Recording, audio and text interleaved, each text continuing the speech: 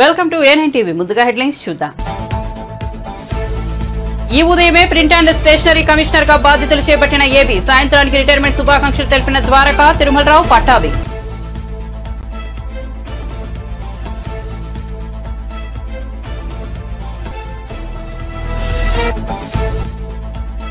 కేసీఆర్ ఇంటికి ప్రభుత్వ ప్రతినిధులు వేణుగోపాల్, అరవింద్ సింగ్ ఉద్యమంలో కీలక పాత్ర ఉందని అందుకే ఆహ్వానించామని వెల్లడి. ఆహ్వానం పట్ల కేసీఆర్ సానుకూలంగా స్పందించారన్న ప్రతినిధులు.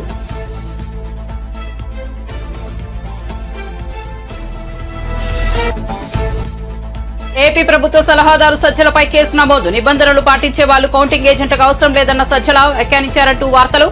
సజ్జలపై టీడీపీ నేత దేవినేని ఉమా, లాయర్ గూడపాటి లక్ష్మీనారాయణ ఫిర్యాదు. సజ్జలపై తాడేపల్లి పోలీసులు కేసు. ధ్యానంలో ప్రధాని మోదీ. తమిళనాడులోని కన్యాకుమారి పర్యటనకు వెళ్లిన మోదీ ఇక్కడి రాక్ మెమోరియల్ వద్ద 45 గంటలు ధ్యానం చేయమన్న ప్రధాని. ధ్యానానికి ముందు భగవతి అమ్మ ఆలయంలో మోదీ ప్రత్యేక పూజలు.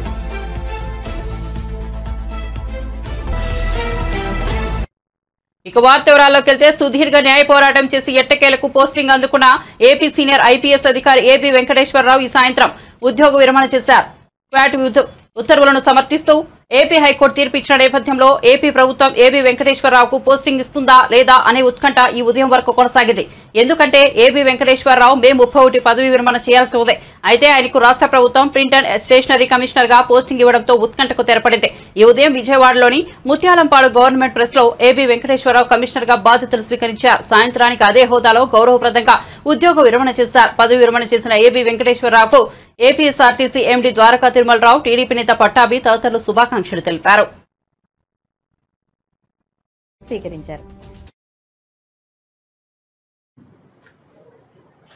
ఎటువంటి కాంట్రవర్షియల్ ఇష్యూస్ మాట్లాడటం సరికాదు.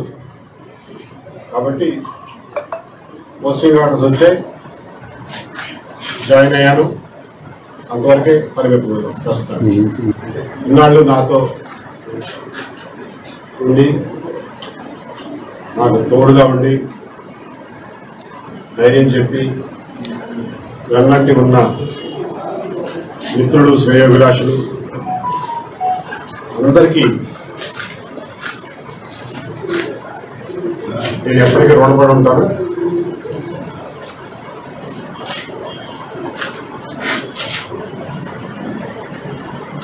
నా ఈ 4 సంవత్సరాల ప్రయాణంలో అన్ని ఒడిదుడుకుల్లోనూ నాతో పాటు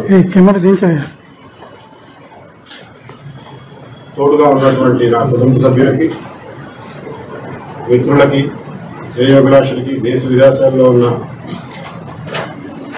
శ్రేయోభిలాషులందరికీ నేను ఎల్లప్పుడూ కృతజ్ఞుడిగానే ఉంటాను. రిటైర్మెంట్ ప్లాన్ ఎలా ఉంది ఇదైన తర్వాత చెప్తాను. సార్, ఒక యూనిఫామ్డ్ ఆఫీసర్ గా యూనిఫామ్ తోనే రిటైర్ అవ్వాలనేటువంటి కళ నెరవేరుంది అనుకోవచ్చా? అంటే ఇన్నాళ్ళు మీ స్ట్రగుల్. ఎస్ నెరవేరుంది అనుకోవచ్చు. ఇదే ఆఫీస్లో మళ్ళా పోస్టింగ్ వచ్చి ఛార్జ్ తీసుకుంటున్నటువంటి తరుణంలో మీడియా మిత్రులు అందరూ వచ్చినందుకు మీ అందరికీ కృతజ్ఞతలు. అలాగే ఇక్కడికి వచ్చి నాకు అభినందనలు తెలియజేయడానికి వచ్చిన పురజనులు, స్నేహితులు, శ్రేయోభిలాషులు అందరికీ నా కృతజ్ఞత తెలియజేస్తున్నాను. ఈరోజు నా పదవి విరమణ రోజు కూడా అదే రోజున పోస్టింగ్ ఆర్డర్స్ తీసుకుని ఉదయం పదవి స్వీకరణ చేసి మధ్యాహ్నం పదవి విరమణ చేసేటటువంటి పరిస్థితి కలిగింది.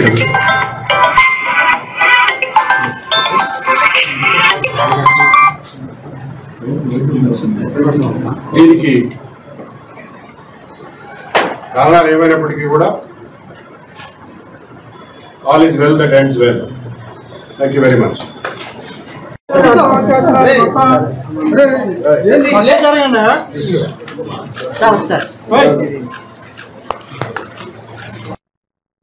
కౌంటింగ్ ఏజెంట్లపై అనుచిత వ్యాఖ్యలు చేసిన అభియోగంపై తాడేపల్లి పోలీసులు ఏపీ ప్రభుత్వ సలహాదారు సజ్జల రామకృష్ణారెడ్డిపై కేసు నమోదు చేశారు. నిబంధనలు పాటించే వాళ్ళు కౌంటింగ్ ఏజెంట్లకు అవసరం లేదని ఇటీవల సజ్జల వ్యాఖ్యానించినట్లుగా వార్తలు వచ్చాయి.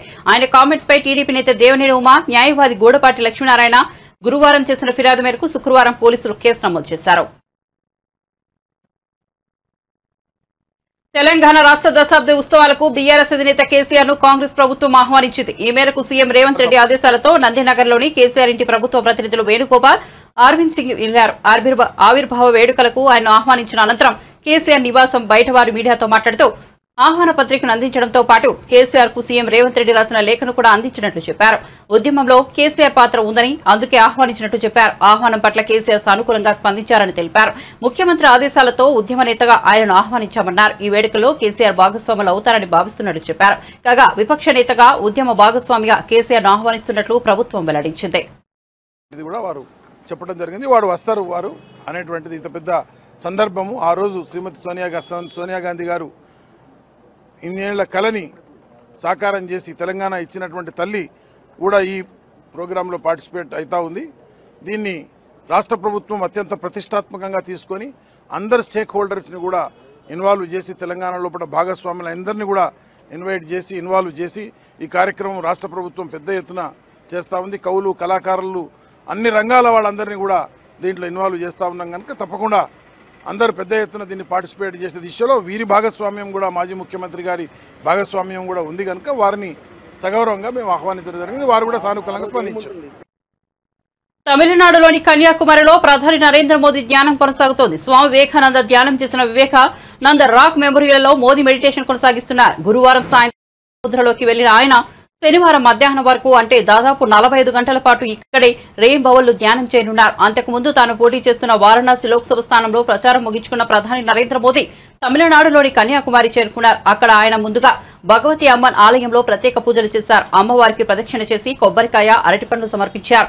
ఆలయ పూజారులు ప్రధానికి అమ్మవారి చిత్రపటం అందజేశారు. ఇక ప్రధాని మోదీ పర్యటన సందర్భంగా కన్యాకుమారిలో అధికారులు ప్రత్యేక భద్రతా ఏర్పాట్లు చేశారు. కాగా 2019లో ఎన్నికలు ముగిశాక కేదార్నాథ్ గుహాల్లో ధ్యానం చేసిన ప్రధాని ఈసారి తమిళనాడు కన్యాకుమారిలోని వివేకానంద రాక్ మెమోరియల్ ను ఎంచుకున్నారు.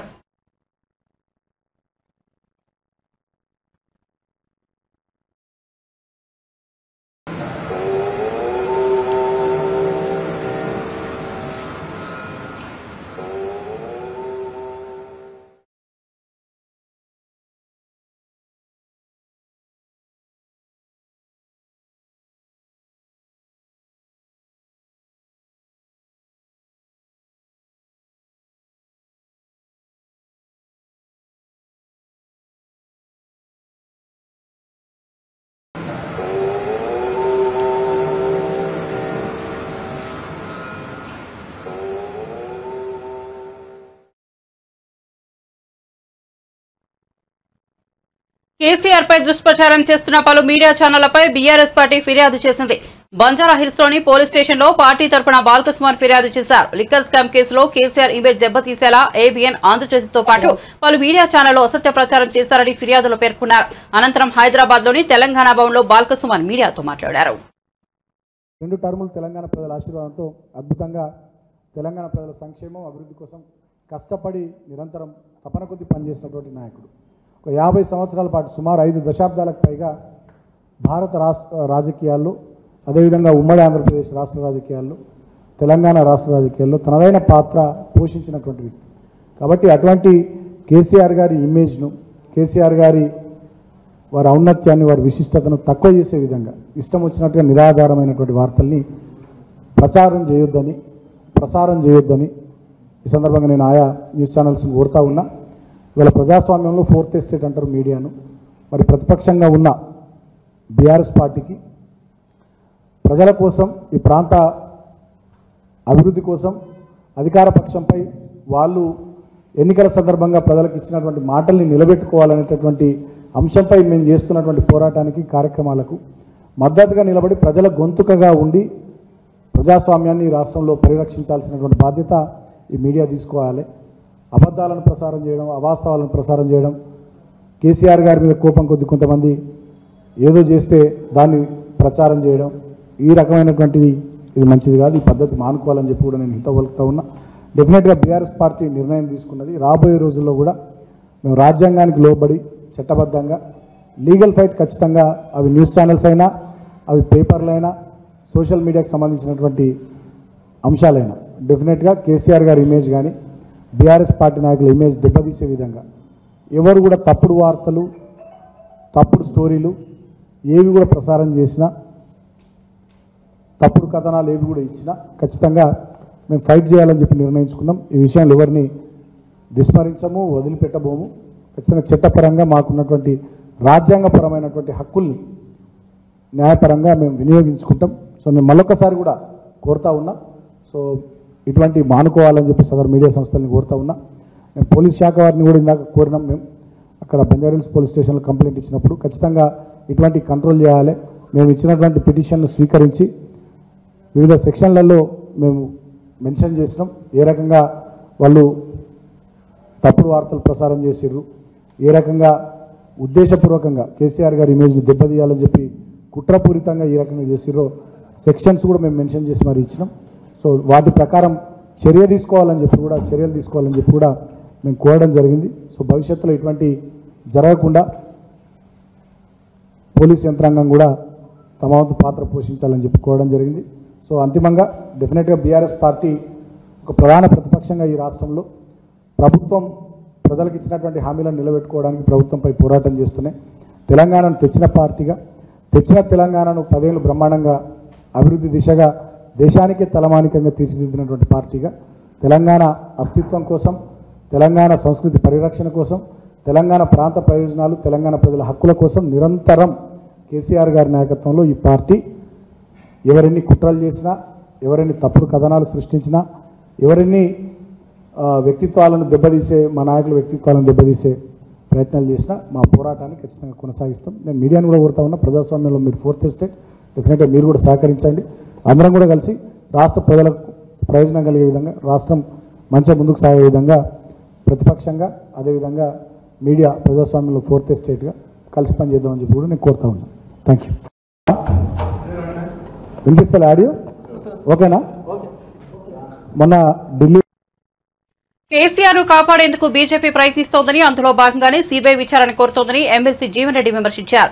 గాంధీభవన్లో ఆయన మీడియాతో మాట్లాడారు. ఫోన్ ట్యాపింగ్ దోషులను శిక్షించాలని కోరుతూ బీఆర్ఎస్ మిత్రపక్షమైన బీజేపీ ధర్నా చేయడం విడ్డూరంగా ఉందన్నారు. పార్లమెంట్ ఎన్నికల్లో బీఆర్ఎస్ బీజేపీకి ఎలా కొమ్ము కాసిందో చూశామని చెప్పారు. అంతవరకు పల్లెత్తు ఆ అంశంపై మాట్లాడనటువంటి భారతీయ జనతా పార్టీ నాయకులు ఇలా రాష్ట్ర పోలీసు అధికార యంత్రాంగం సమర్థవంతంగా వీళ్ళందులో ప్రధాన పాత్రదారుడైనటువంటి రాధాకిషన్ రావుతోని కన్ఫెషన్ స్టేట్మెంట్ రికార్డు చేయించడం జరిగింది. మరి ఎవరెవరి టెలిఫోన్ ట్యాపింగ్ చేయడం జరిగింది, ఏ పరిస్థితుల్లో చేయడం జరిగింది, ఎవరి సూచనకు అనుగుణంగా చేయడం జరిగింది, అవన్నీ కూడా కన్ఫెషన్ స్టేట్మెంట్స్ అన్ని కూడా రికార్డు చేయించడం జరిగింది. వాళ్ళ investigation is in progress.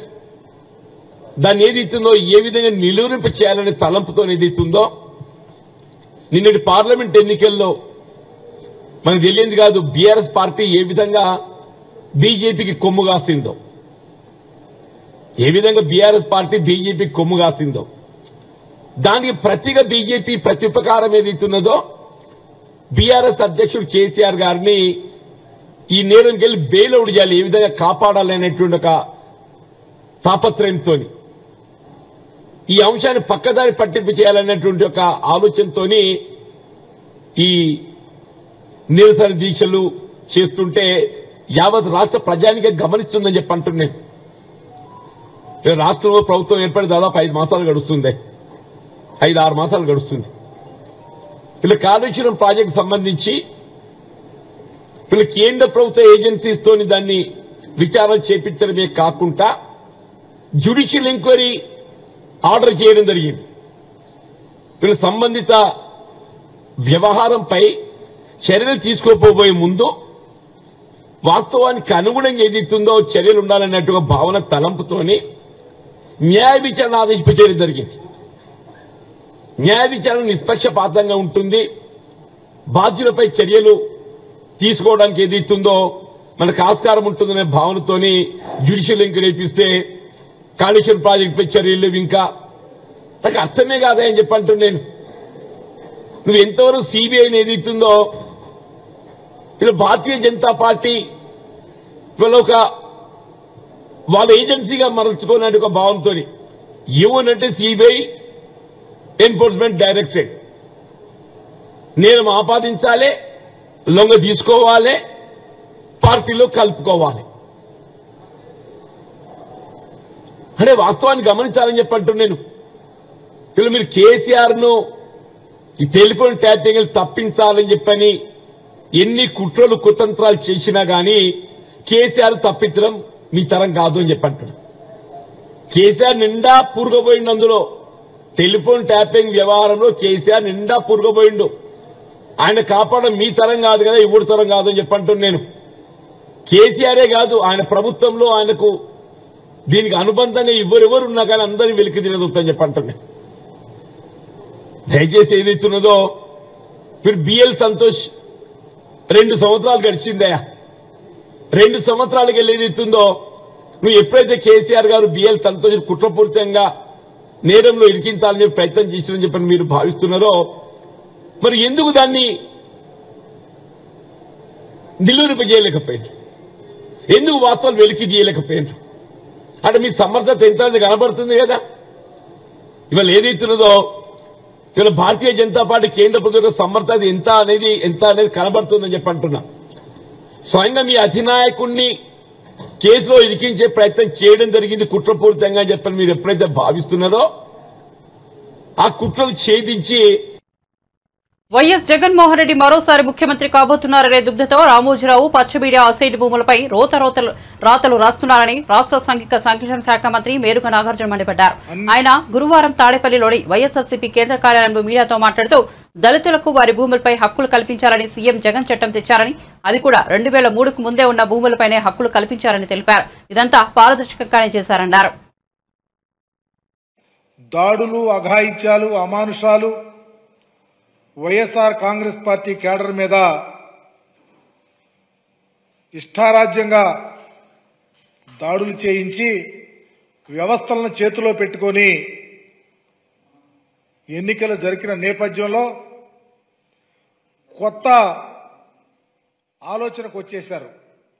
YSR Congress party అధికారంలోకి వచ్చేస్తుంది, ఏదో ఒక రకంగా గుడ్డగాల్చి నెత్తినేయాలా, పార్టీని కానీ నాయకులు కానీ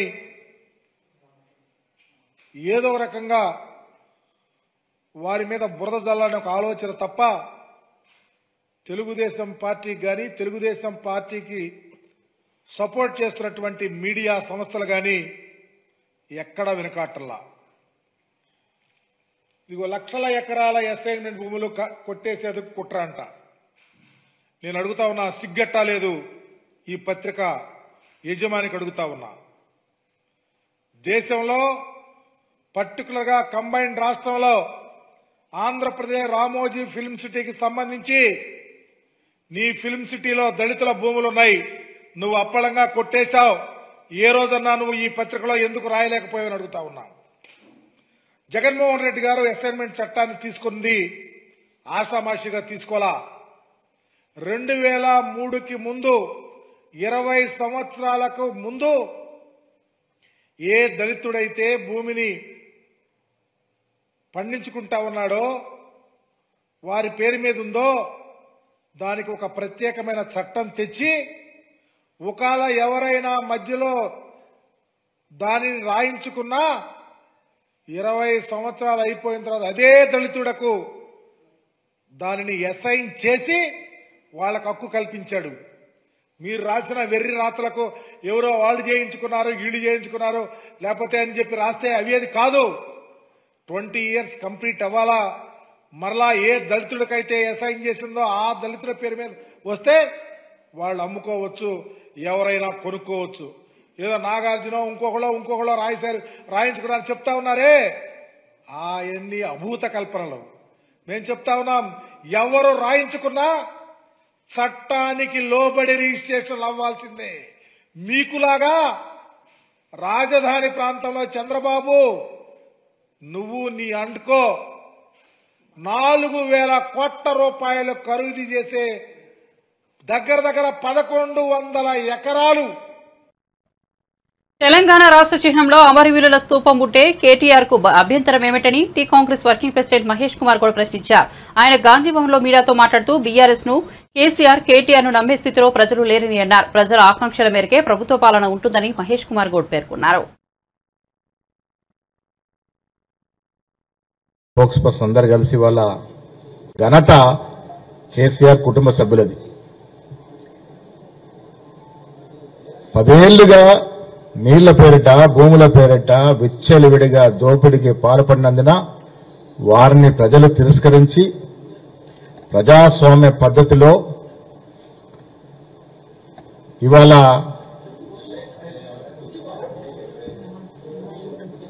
కాంగ్రెస్ పార్టీని తెలంగాణ ప్రజలు గెలిపించినారు. దానికి కారణం ఏంటంటే వారు చేసిన దోపిడీ ఇంత అంత కాదు. ఆ దోపిడీకి నిరసనగా ప్రజలు ఓట్లేసి ఇలా కాంగ్రెస్ పార్టీని గెలిపించినారు. కాంగ్రెస్ పార్టీ ఇవాళ 4 నెలలుగా రేవంత్ రెడ్డి గారు ముఖ్యమంత్రి ఆధ్వర్యంలో చేస్తున్నటువంటి ప్రతి కార్యక్రమం, వేస్తున్న ప్రతి అడుగు ప్రజల ఆకాంక్షలకి, ప్రజల ఆశలకి 1969 ఇప్పటి వరకు తెలంగాణ ప్రజలు నిజమైన తెలంగాణ వాదులు ఏది కోరుకున్నారో ఆ దశగా అడుగులు పడుతున్న ఈ తరుణంలో కేటీఆర్ ఇతర టీఆర్ఎస్ నాయకులు రోడ్ల మీదకి వచ్చి హంగామా చేసే ప్రయత్నం చేస్తా ఉన్నారు. తెలంగాణ ప్రభుత్వ చిహ్నం దాంట్లో కొంత మార్పులు చేర్పులు చేయాలనే ఆలోచన రేవంత్ రెడ్డి గారి ప్రభుత్వం చేసినప్పుడు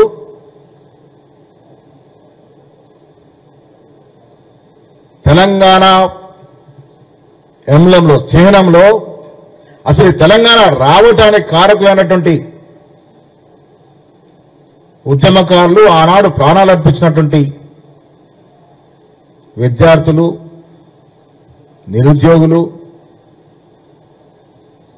వారి జ్ఞాపకార్థం ఉంచుకున్నటువంటి అమరవీరుల స్తూపాన్ని తెలంగాణ చిహ్నంలో తీసుకొస్తామంటే మీకున్న నొప్పేంటని అడుగుతా ఉన్నాను. కేసీఆర్, కేటీఆర్ కి అమరవీరుల స్తూపం యొక్క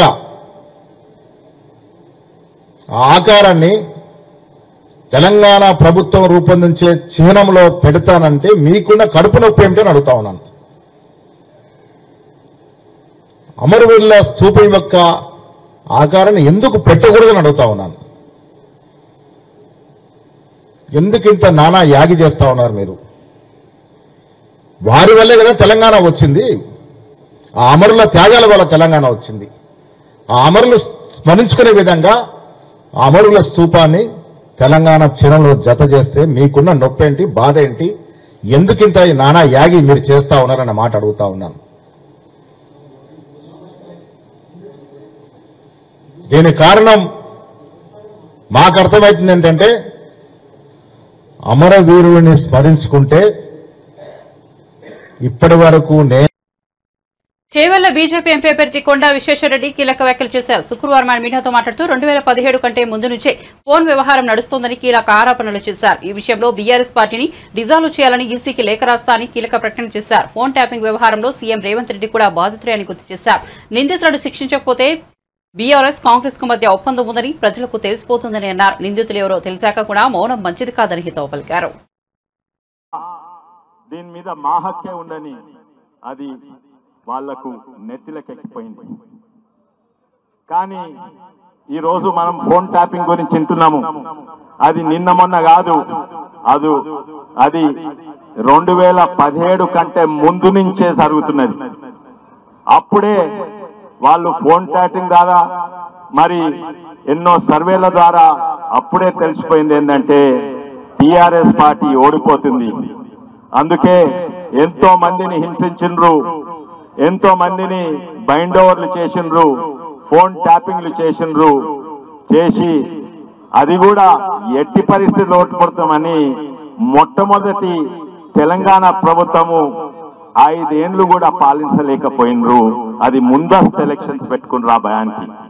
అప్పటి నుంచి ఇప్పటి వరకు ఫోన్ ట్యాపింగ్ల ద్వారానే లేకుంటే పోలీసును ఒక యంత్రంగా లేకుంటే ఒక ఆయుధంగా అస్త్రం తీరుగా వాడుకోనే గెలిచిన పార్టీ అది టిఆర్ఎస్ పార్టీ, ఇప్పుడు బిఆర్ఎస్ పార్టీ. ఆ పార్టీని నేను ఎలక్షన్ కమిషన్ కు తప్పక రాస్తాను. ఆ పార్టీని డిజాల్వ్ చేయాలి. అది పొలిటికల్ పార్టీగా ఉండొద్దు, అది డిజాల్వ్ చేయాలి. ఇటువంటి పార్టీలు ఓ కుటుంబ పాలన దేశానికి, రాష్ట్రానికి, సమాజానికి నష్టము. ఎన్నో ఉదాహరణలు ఉన్నాయి. మన ముఖ్యమంత్రి గారినే హింసించిండ్రు, ముఖ్యమంత్రి గారిని ఫోన్ ట్యాప్ చేసిండ్రు. ఇప్పుడున్న ముఖ్యమంత్రి గారిని ఆయన సొంత బిడ్డే ఎంగేజ్మెంట్ కు పోనీయలేదు. ఆయన ఎలక్షన్స్ అప్పుడు కొడంగల్లా ఆయన ఫోన్లు ట్యాప్ చేసి ఆయన ఇంటిని రేట్ చేసిండ్రు. నేను అనుకుంటున్నా ఏంటంటే వారు చర్యలు తీసుకుంటారు. సిబిఐ ఎంక్వైరీ కూడా అవసరం లేరు వారు అనుకుంటే, కానీ ఎందుకు తీసుకుంటలేరు?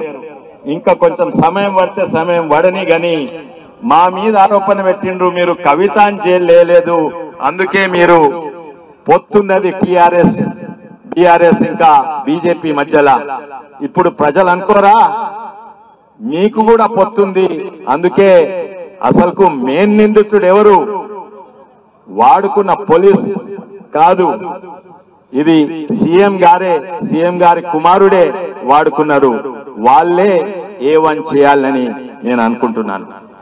ఇవి మీకు ఇంకా సమయం ఉన్నది, వీరి మీద చర్యలు తీసుకోవాలి. ఇంకోటి ఏంటంటే తిరుమల శ్రీవారిని కేంద్ర హోంమంత్రి అమిత్ షా శుక్రవారం దర్శించుకున్నారు. ఆయనకు టీటీడీ ఈవో ధర్మారెడ్డి, ఆలయ అర్చకులు మర్యాదలతో స్వాగతం పలికారు. అనంతరం గర్భాలయంలోకి వెళ్లిన అమిత్ షా స్వామివారిని దర్శించుకుని మొక్కులు చెల్లించారు. దర్శనానంతరం అమిత్ షాకు రంగనాయకుల మండపంలో పండితులు ఆశీర్వచనం చేశారు. ఈవో ధర్మారెడ్డి స్వామివారి తీర్థ ప్రసాదాలు, చిత్రపటాన్ని అందజేశారు.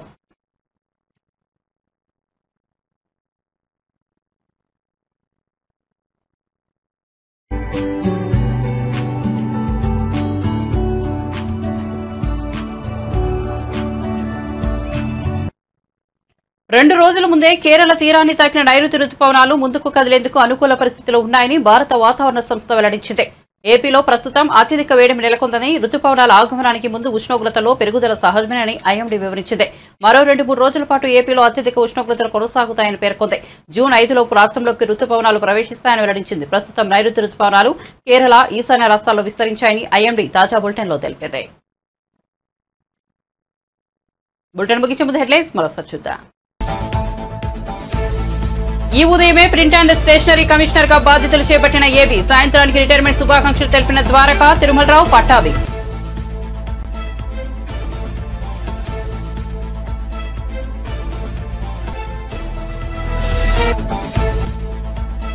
కేసీఆర్ ఇంటికి ప్రభుత్వ ప్రతినిధులు వేణుగోపాల్, అరవింద్ సింగ్. ఉద్యమంలో కీలక పాత్ర ఉందని, అందుకే ఆహ్వానించామని వెల్లడి. ఆహ్వానం పట్ల కేసీఆర్ సానుకూలంగా స్పందించారన్న ప్రతినిధులు.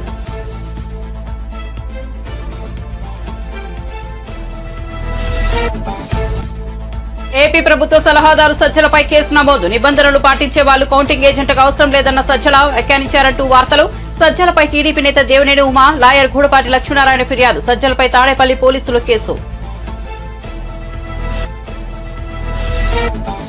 ధ్యానంలో ప్రధాని మోదీ. తమిళనాడులోని కన్యాకుమారి పర్యటనకు వెళ్లిన మోదీ ఇక్కడి రాక్ మెమోరియల్ వద్ద 45 గంటలు ధ్యానం చేయమన్న ప్రధాని. ధ్యానానికి ముందు భగవతి అమ్మ ఆలయంలో మోదీ ప్రత్యేక పూజలు. మరిన్ని అప్డేట్స్ కోసం చూస్తూనే ఉండండి A9 టీవీ.